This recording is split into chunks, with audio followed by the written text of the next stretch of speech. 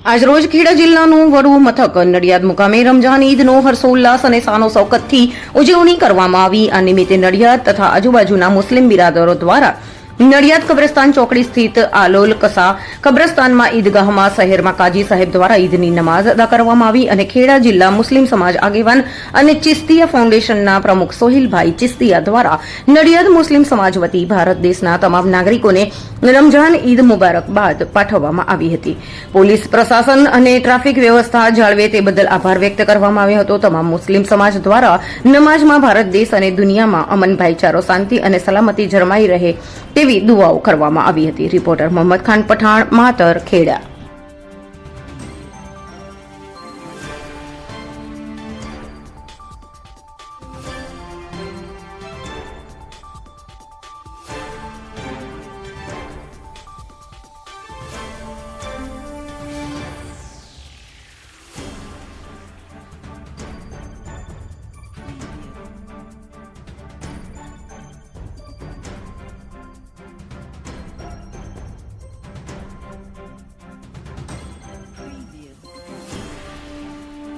अस्सलामुअलैकुम वरहमतुल्लाहि वबरकातुह।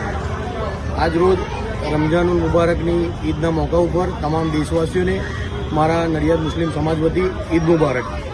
आज रोज एक महीनाथी जे रमजाननो मुकद्दस महीनो चालतो हतो तेना एक महीनाना तरावी, एक महीनाना मुकद्दस आ कड़ी धूपना पाणी अने जमवा वगरना रोजा ए पूरा थया बाद हूँ अने तमाम मुस्लिम समाज आजे ईदनी बहु तहेदिलथी एक इनामनो दिवस कहेवाय ते उजवणी करी।